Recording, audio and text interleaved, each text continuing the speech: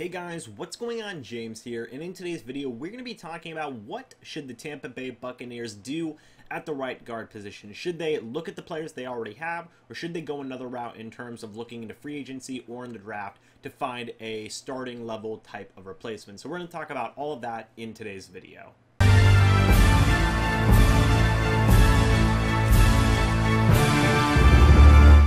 The right guard position has really been a tricky one for the Tampa Bay Buccaneers so far this past season. So, it all started, the Buccaneers drafted right guard Alex Cappa with the third-round pick of this past draft, who barely played at all, okay? He absolutely barely played at all. Whenever he did play, it really showed that he was struggling. Now, I credit a lot of that to the coaching staff because, quite frankly, one, the coaching staff didn't believe in playing any of their rookies on the offensive side of the ball from this past draft class, and then two, I really didn't like George Warhop. I thought he was doing a terrible job with the offensive line. It seemed everybody was struggling, even Marpet to a certain degree, so I don't know what happened. Warhop was with the team for a really long time, but it seemed like whatever he was trying to do this past season was not working. But all the coaching staff is gone. Dirk Cutter gone. Screw him. He sucks. He went to the Falcons. I'm still really mad about that. George Warhop, he's gone as well. And in their places, we got an awesome brand new head coach in Bruce Arians. We've also got a really nice couple of offensive lineman coaches, mainly being led by Harold Goodwin, who I think is going to transform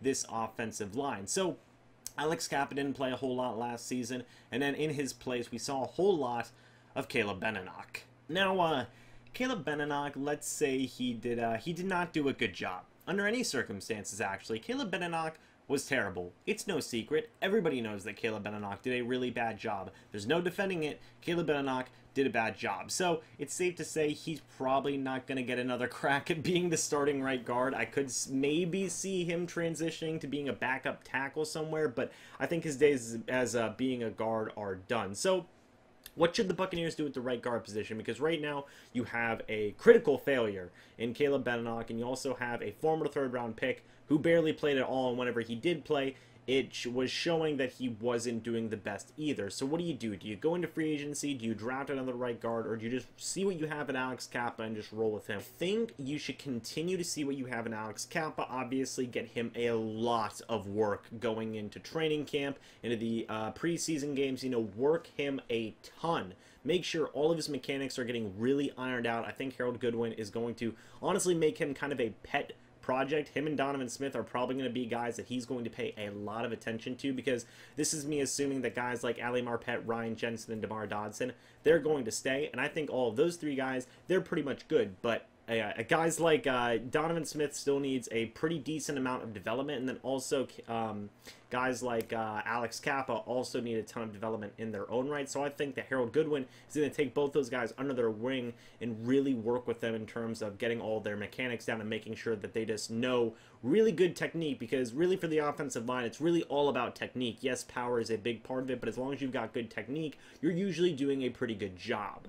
I still don't think that that should discourage the Buccaneers from going out into free agency and signing a guard, however. There's a lot of decent guards out there. One of the main ones I feel that could come to the Tampa Bay Buccaneers is Mike Iupati, obviously the former guard of the Arizona Cardinals. And I know a lot of people have been critical of saying, oh, we need to stop signing former Arizona Cardinals. Well, they used to be Bruce Arians players, so it makes sense that he would sign him. But all things considered, I like Mike Iupati in terms of a veteran-y type presence, but he hasn't been good for a couple of years. I don't know if that would be the best plug-and-play starter type of guard move. I'm not exactly sure that'd be the best guy. There's a lot of other guys out there as well, such as guards like John Miller, AJ Cann, Mitch Morris, who I think, he's very good, but I also think he could command a lot of money, among a few other guards out there. I feel that whoever you sign, I don't think that they should be a solid starter. I feel that they should be a guy who, kind of in the way of Evan Smith has been the past couple of years, where I know a lot of people don't like Evan Smith,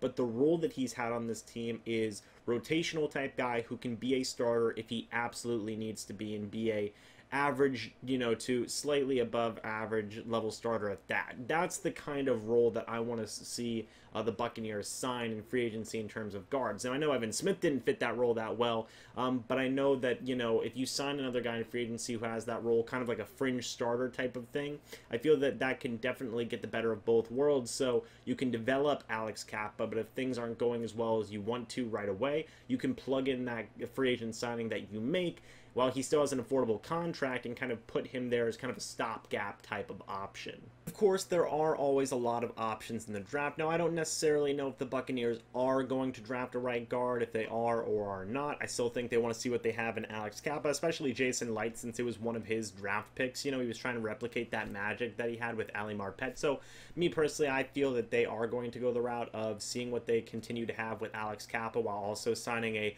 fringe starter in free agency, whoever that may be. I feel they're going to sign him to a relatively affordable contract, maybe $3 million a season, something along those lines. That would seem like a pretty decent time for me, but I don't know if I would see them going into the draft and looking for another guard unless it's as like a backup or somebody who can eventually replace DeMar Dodson. In my recent mock draft, which if you want to check it out, it's going to be up in the top right of this video, I had them taking Dalton Reisner, which I think could be an awesome replacement for DeMar Dodson. I wouldn't really expect him to shift inside to guard, although I guess it would be a possibility. But that's what I think the Buccaneers should do at right guard. I feel like they should probably see what they have in Alex Cappa. I know a lot of people have been souring on him, but I'm still waiting for a lot of these guys in this past draft class to get things going.